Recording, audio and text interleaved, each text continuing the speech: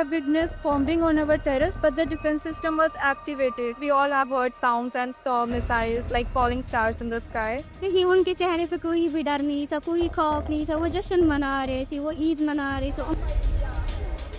Amid rising tensions and continued conflict between Iran and Israel, the second batch of Indian students stranded in Iran has safely arrived at New Delhi airport. Most of them are medical students from Kashmir pursuing MBBS degrees at Iranian universities. Which course you are pursuing in Iran? I'm an MBBS student, currently in second year. Sure. So how was your overall journey from Iran to India? We all thanks to Indian government, we have reached our home back safe and sound. Okay. What were the difficulties faced by you while you were in Iran?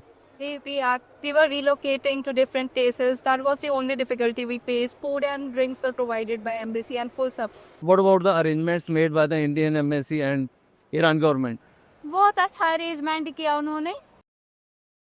हम मोदी जी के बहुत ज़्यादा शुक्रगुजार हैं, हमें उन्होंने निकाला वहाँ से.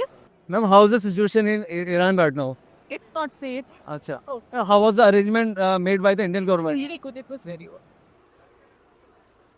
These are the buses arranged by the Jammu and Kashmir government for the Kashmiri students who arrived from war-hit Iran. A total of 290 Indian nationals were evacuated as part of the second batch. Following NDTV's report yesterday on the poor condition of the buses initially arranged for the Kashmiri students, the Jammu and Kashmir government has now provided luxury buses for their transport.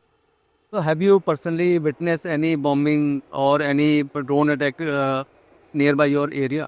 Yeah, we all have heard sounds and saw missiles like falling stars in the sky. We all were very scared.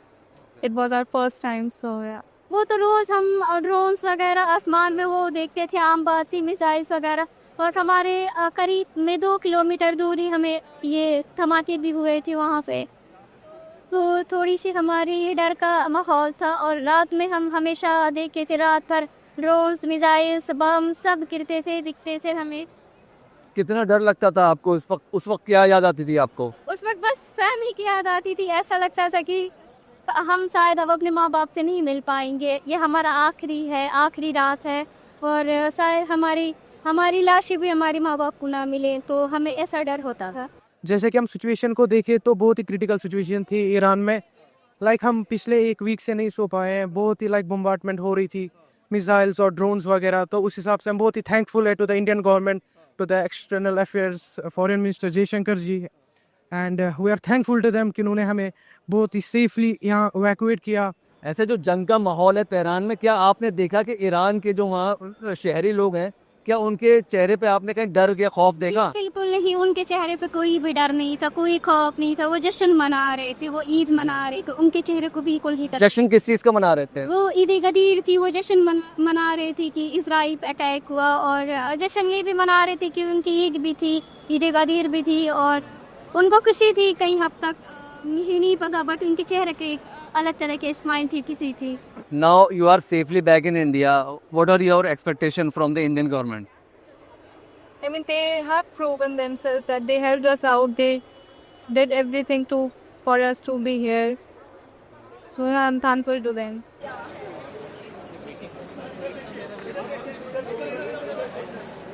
इस बीच में आपका internet नहीं चल रहा था, call भी नहीं लग पा रही होंगी, तो घर वालों से कांटेक्ट कर पाते थे आप पिछले 2-3 दिन में? पिछले 2-3 दिन से हम घर वालों से बिल्कुल भी टच में नहीं थे, बिल्कुल भी नहीं थे. घर वाले भी परेशान थे कि बस आवाज़ सुन ले बच्चों का कि वो ठीक है कि नहीं है. बट हमने इसी चक्कर में हमने इंटरनेशनल रोमिंग भी कराई है अपने सिम्स की. उन्होंने सिम हमारी ब्लॉक हो गई इसी बीच. और हमारे जो ईरानी सिम थे उनके भी सारे इंटरनेट ब्लॉक थे, वाईफाई भी सब कुछ ब्लॉक था. MBBS कर रही थी मैं जी. कौन सा ईयर है आप? सेकेंड ईयर था मेरा ये.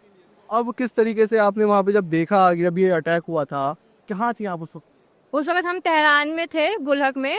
हम अपने PG में थे. हमने देखा एक दिन अचानक से हमें आवाज़ है, नमाज़ पढ़े थे हम, तो एकदम से अचानक से आवाज़ है. फिर नेक्स्ट डे हमें पता चला कि हाँ अटैक हुआ है.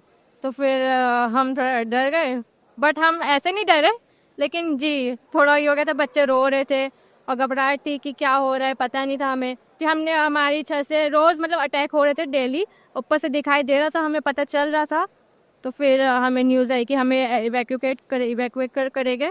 फिर उस बाद में। आप ये जो उस वक्त में आप जब निकली तो वहाँ कुछ आपके आसपास में कोई मिसाइल गिरी थी क्या? जी, वहाँ पे गिरी थी, TUMS के पीजी के नज़दीक में गिरी थी। तो आप लोग फिर कुछ सेफ था, वहाँ कोई जख्मी हुआ नहीं?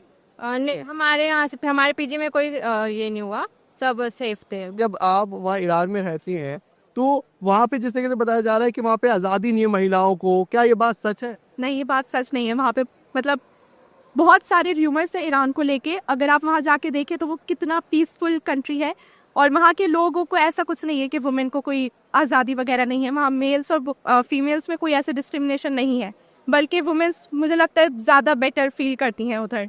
तो वो तो र्यूमर्स हैं, उस पर मैं बिलीव नहीं करूँगी आज के बाद। My name is Airstrikes, and I'm pursuing my MBBS from Iran University of Medical Sciences in Tehran. The situation in Tehran was quite devastating. At first, we didn't expect this will escalate to this much, but somehow the Operation Sindhu, it was so successful. I couldn't believe the Indian embassy has done this much effort for us, because we all Indian, like Indian Kashmiris, are really thankful to the Indian government who had put this much effort. And the interesting thing was that they just opened that air base from Mashhad just for the Indian students, and that was really appreciable. Thank you. With no official timeline yet on when they can return to Iran or resume their MBBS courses, these students remain stuck between relief and uncertainty. For now, they are safe, but the future remains unclear. Ahtasham Khan reporting from New Delhi. Report for NDTV.